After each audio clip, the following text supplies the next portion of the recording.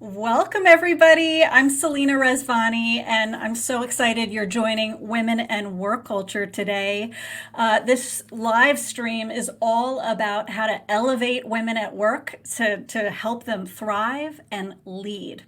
And I'm so pumped today to get to put a spotlight on a leader I really look up to, especially for her work in gender inclusion, and that's Minnie Timaraju. Hi, Minnie. Hey, Selena. So nice to join you today. So happy to have you. And to our community, we're so happy to have you too. Drop us a note and let us know where in the world you're joining from. We would love to give you a shout out. So, Minnie, I'm really excited, and I feel like it's incumbent that I fluff your pillows a little bit because you have such an epic work background, such an epic background. Minnie today is the executive director of diversity and inclusion for Comcast NBC Universal. Before that, though, she was the National Women's Vote Director for the Hillary Clinton 2016 campaign.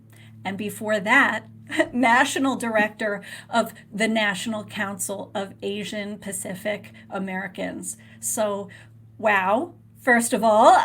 But, the populations you've worked with, many you've worked with and for, have never been more in the news headlines than Yeah. right now. So we're so excited for your perspective and welcome from folks who are joining from Jackson, Mississippi, all the way to Nice. the There Bay you Area. go. Yeah. I'm a Um, Cal Berkeley alum, so go Bay Area. oh, there you go. Perfect. Yeah. On a personal note, too, we are fellow Philadelphians, and I think even a deeper bond. We are fellow twin mamas. So Yes. that's a big one. That's a big one. That's a bond that goes deep. Yeah. Yeah. Oh my gosh. There's so many questions for you after the show about twin mamahood. Woo. Yeah. It's Sending you a huge shot of strength because I know it takes it with little babies. Um, so happy to have you, Nikki, Shannon, Lori, Felicia, Nuna. Minnie, you've had this remarkable path of leadership, spanning from advocacy, working on policy to now leading the gender strategy at Comcast. What drew you to this work initially? You know, I feel like my life's been a series of lucky accidents. And Selena, I know you spend a lot of time coaching women on their careers. So when I've been asked by younger women, and I'm in my late 40s, to talk about my career journey, I often I joke about it being a lucky accident, but I also, in all seriousness, say it's about following your bliss and your core values. So for me, I grew up in a feminist household, and my mother was an unabashed feminist, using the F word very frequently by being feminist. One of my favorite aunts back in India was the founder of a feminist press back when nobody was doing that kind of work. So it was really in my core. And so it was a core value. Hmm. Frankly, diversity and inclusion work, whether I knew what to call it, was a core value I grew up with as an immigrant kid, growing up in Texas, which is where I'm from. And through my career, I was gravitating to jobs in social service, social justice. My first career move was working in the domestic violence movement. Later, as an advocate, I was very involved with the reproductive rights movement, which is how I was cycling in and out of campaign work, policy work, but always sort of centered in either diversity or gender equity. Whether it was conscious or unconscious, I was following my bliss and I was following my vision and my values. And it sort of all accidentally landed at Comcast. I was really lucky. after 2016. I think everybody knows what happened in 2016, and there's a whole other conversation to be had. And I'd be happy to help you have it with some other great thinkers as we get closer to the November election about gender equity and the electoral map. It's incredible, interesting stuff we learned in 2016. But I was really lucky that at the time, somebody who was really a mentor to me and a dear friend who had been at Comcast and had really built their Asian American outreach program was leaving the company.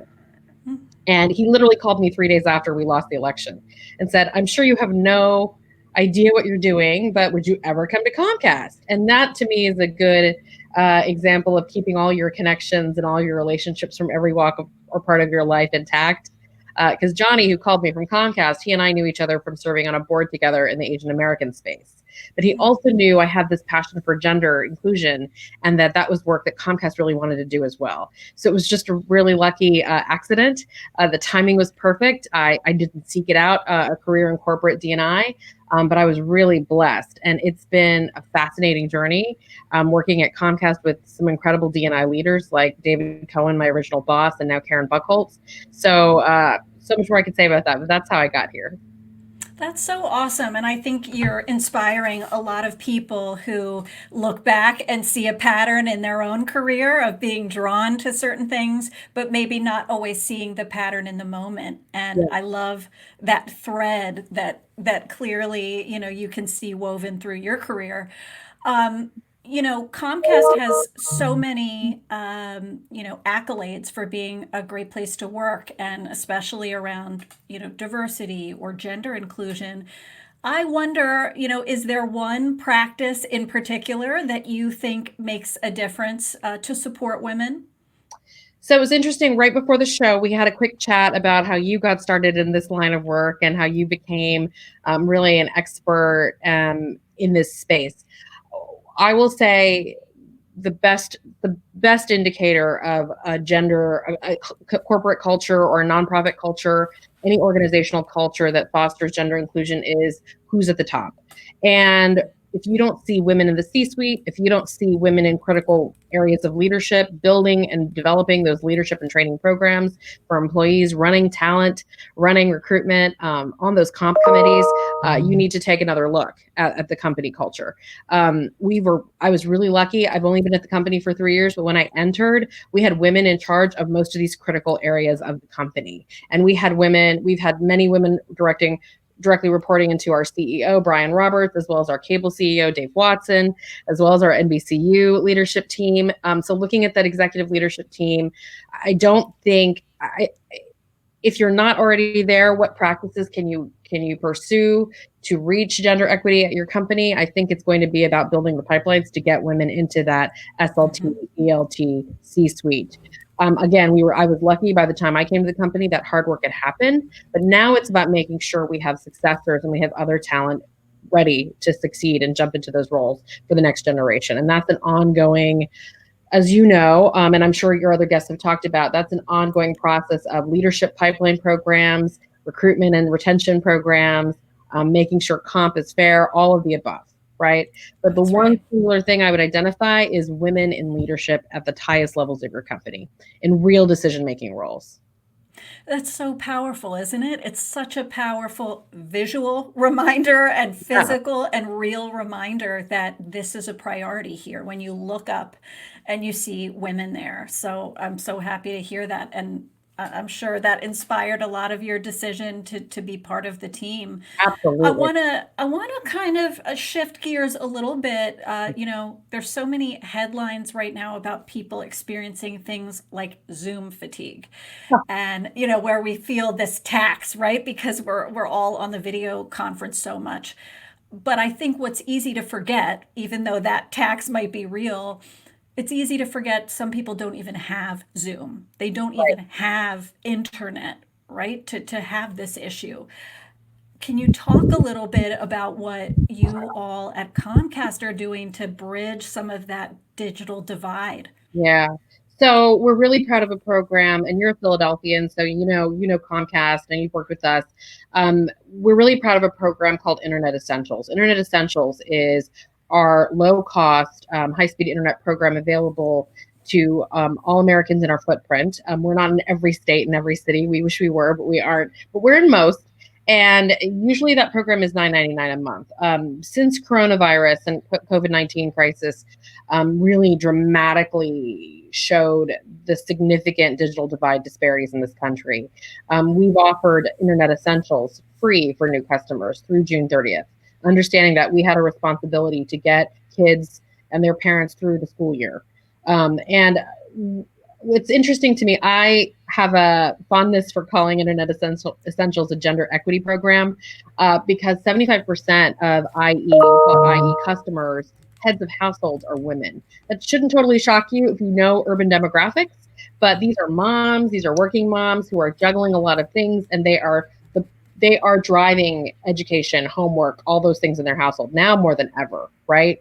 So access to internet, making it affordable, making it easy. And then we also curate a suite of services and programs online for those working parents and those kids through the program that Karima Zidan, a woman of color, who's a tremendous leader at Comcast, runs. So I got to pitch that. Karima's amazing, and she'd be a great guest for a future segment to talk about this. But she's been doing really innovative, great things, not just the access piece, but also developing community partners and curriculum and programming so that once folks get online, they know how to fully take advantage of the internet to advance their careers, to use all the other services that so many of us who are more digitally native know, but folks who might be new to the internet don't. So that's one big thing we're doing right now. The other thing I'll mention is we're also a media entertainment company, and a lot of folks need things to do, things to watch. So we've made a lot of our content available for free right now, a lot of our latest movies and hits. So it's been a really exciting time to be at a company like Comcast that's able to do so much for so many. And we're doing a lot in the coronavirus response space as well in terms of PSAs and community education, because we have a bully pulpit of the media and access to the internet, and we want to maximize it. That's awesome. You're getting some even additional questions about supports that are offered to parents, and I think you were just speaking to some. But if you wanted to elaborate on that.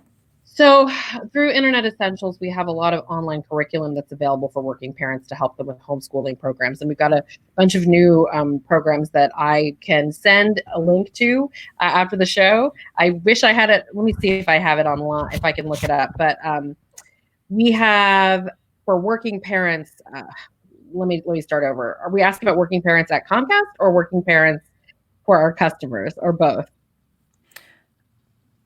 That's a great question, and I'll let you take either one because it's not specified. Yeah. So for bottom line, for working parents who are customers, we are trying to make access to internet for low income folks as easy as possible and free. We've also opened up our Xfinity Wi-Fi hotspots for free in all of the areas. We've paused on our data plans, no disconnects or late fees right now, and information and educational content on X1, which is if you're an Xfinity customer and you say into your voice remote, educational content, you're going to see that's the easiest way to find it. Educational content free on X1 into your voice remote. You're going to see fantastic resources for you to augment your kids' homeschooling. You may not be looking for new resources, you might be looking for entertainment, but you might also find educational entertainment for your kids. That's a smattering of what we're doing for our customers who are parents and their kids. We're hoping to roll out even more in coming months. We also have 24/7 network monitoring, which we know is really, really important for parents with kids right now at home with who are worried about screen time and worried about too much access and worried about what kind of content their kids are absorbing. So that's a taste of what we're working on right now and what we're offering. That's awesome. And I was giving you claps and you were getting lots of thumbs up Oh, from good, people good. listening for that support. And I think it's inspiring. And I hope lots of companies, take a page from your book. I can only imagine when you run initiatives like that to lift women up externally, it fuels the work you're doing internally too.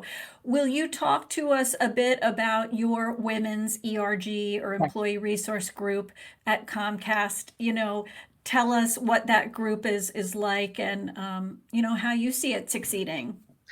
We call it the Women's Network. We have it at Comcast and NBC Universal. And I believe there's a comparable. We've just also merged with Sky in Europe. We also have an organization called Tech Women, which is our women in our women technologists across the footprint of the entire corporation. So Women's Network right now has a membership of 19,000 across the corporate enterprise. What's really, there's a couple of things that I think are really innovative and exciting about Women's Network. One, when I talked about women in leadership and how critical they are to shaping future prospects for women and changing culture, the champion and most significant leader of Women's Network for a long time was Darcy Rudney, who actually just announced her retirement. She is our chief communications officer for Comcast, women in the C-suite, incredible powerhouse at Comcast. She personally has mentored hundreds of women executives at the company and done so much to invest and grow the Women's Network. That's really key because she's a C-suite woman running the show, and you cannot underestimate the power of that. But on top of that, our last two cable presidents, and currently that's Dave Watson, have also been the executive champions of Women's Network. So that leads me to talking about male allyship and how important and critical that has been to women leaders, women in Women's Network. If it weren't for, frankly, male CEOs and SVPs and EVPs at the company investing significant time, mentoring, and really connecting the work of the Women's Network to the business priorities, there's no way it would have been as successful. So our Women's Network leaders are really keenly focused on how do they develop and understand the latest in business developments at the company, and how do they build and use the talent and the energy and enthusiasm of their ERG members to really support and drive business development, business initiatives. And that's noticed by the company. So a combination of really high level executive sponsorship and really talented, innovative ERG leaders who together are doing some really exciting, innovative things for the company. I love that. And I think you can see how it gives that group teeth, right? And it gives the group more credibility when you have at the tippy top, that strong vocal support, plus the folks grassroots running it, which is really exciting. It's not a niche side thing. It's not like, we've got, not that any of these ERGs in any company are niche, but there's a difference in a group that's kind of treated like a social club, or a group that's got leaders who are driving business imperative, business initiatives through their work. So it's a really savvy group of leaders, and they figured out how to really make sure women are represented in a lot of really key decisions and discussions at the company. Yeah, and I see Deirdre Joy Smith, a long-standing friend of Comcast and me, shouting out some of the great leaders she's seen. Yes. Charisse Lilly, Karen Buckles, Andrea Agnew, among others. And I just want to say I had the joy of interviewing Darcy Rudney for my first book. And she was so kind. Fantastic. To take an hour with me to tell me about her pearls and her leadership lessons. One of the things I most respect about Comcast is that you as a group have not shied away from numbers, from some of the hard numbers. Very data driven, yeah. But some companies don't do that. And I know you've been, public and vocal about having goals like we want 50% women at each level. I'm curious, when you set a goal like that, how do you put action behind it? How do you say, yes, that's our goal. Now we're going to, put behaviors in alignment with that number? So I'll cite a couple of things, and then I'm going to throw some stats just because I can. Because we're data driven, we like to brag about our stats.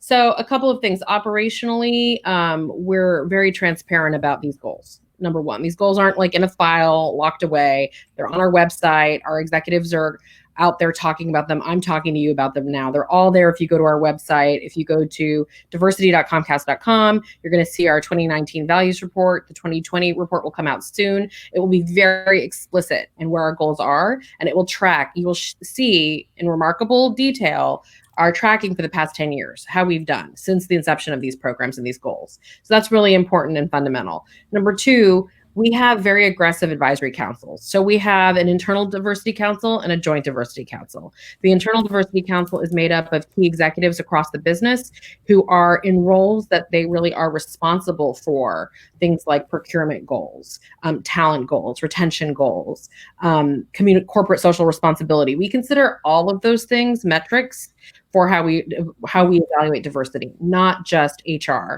and talent. We're looking at where we invest in the community, who our subscribers are, what's happening on who's behind and in front of the camera, all of that.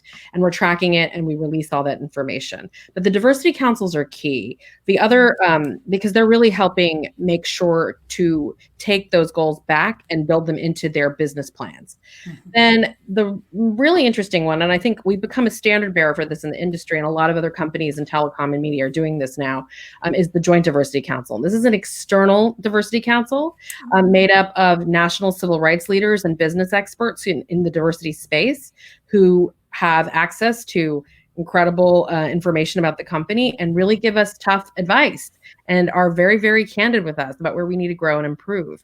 And we meet with them twice a year. They meet with the highest level executives at the company, and they are really active in advising the company on our diversity goals. So those are some of the tactics we use. The other is, some of them are very pragmatic. We have a policy of diverse slates. That's resulted in the number of women at the VP plus level, this is what I'm going to read, increasing 70%. The number of women at the director level, 75%. My favorite stat is that the number of people of color at the VP plus level and above has increased 99%. People of color at the director level has increased 135%. This is over a 10-year period.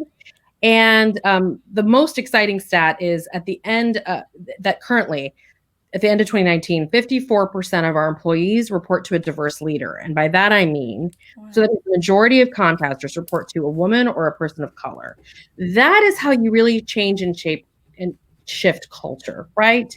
It starts at leadership. And how many of us entering the workforce, I'm in my late 40s, I entered the workforce in my 20s, how many of us had a supervisor who was a person of color or a woman? And how much would that have changed our perception? And I'll say for our white male allies and our male allies, it's even more important for them to have those early mentors, right? To become and evolve into true allies and really help shape and shift those conversations.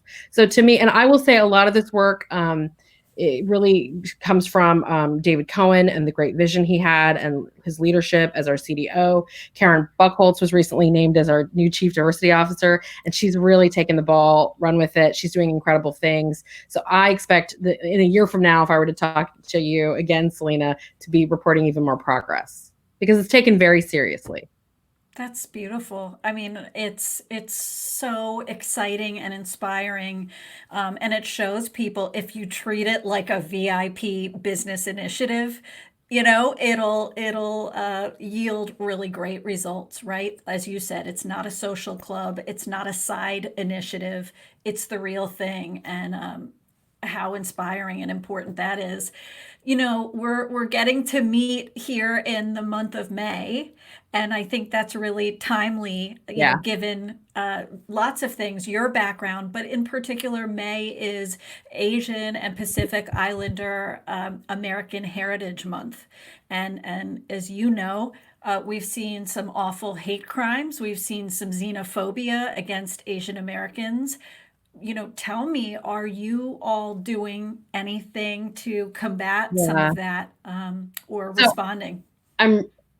Thank you for asking. So the two places in my life I spent probably the most time professionally and personally are in the women's space and the AAPI space, the Asian American Pacific Islander Native Hawaiian space. And May is usually a time for great celebration. We're usually all meeting in Washington, doing events with members of Congress at the White House, really celebrating our really incredible history and progress in this country. It's been really, really a tough month for a lot of our leaders and our groups and our businesses and our communities. I'm really proud of the work that our colleagues at Comcast and NBC Universal have done. I'll say a couple of things. From the Comcast side, we have partnered with some of our friends in the Asian American civil rights leadership community to produce and air PSAs. So one of the best things a media company could do is provide PSAs, really educating the community and also providing resources, hotlines and websites where folks can go to report crimes. There's also been a new national task force of Asian American civil rights groups working with Asian American members of Congress on this issue on policy solutions. We're helping support that through some grants through the Comcast Foundation.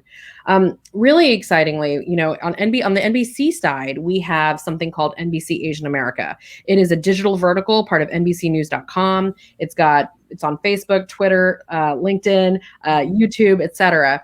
And Vicki Nguyen, one of our really amazing NBC News reporters, herself has had some harassment as a result of the rise of xenophobia and misinformation about coronavirus. And so she's really taken it upon herself to really report, hard reporting. She's an investigative reporter. She's done some great segments on the Today Show, really enlightening our audience about what's happening in this country. But she also hosted a town hall meeting that was broadcast on NBC Asian America online with civil rights leaders, members of Congress, and folks in the community who had been victims of harassment. And she's really helping build out what we can do as a media company to report, tell the stories, but also provide resources and important dialogue.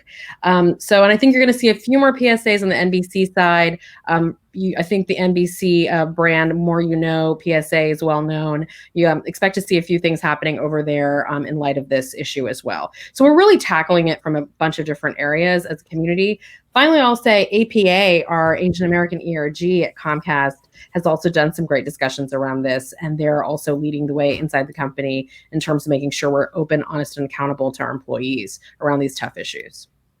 That's awesome. And I think, you would think for any company, it's going to up your rates of success if you're trying to get at a problem from multiple angles, not just one, right? And so I love that you're approaching it that way. We're really lucky that we're the kind of company that has the resources to approach it from all of these different angles. And some of these really tough issues we're uniquely situated, right, to provide support. And I'm just really proud that it didn't take very much for everyone to jump on board and produce and connect and support all this programming.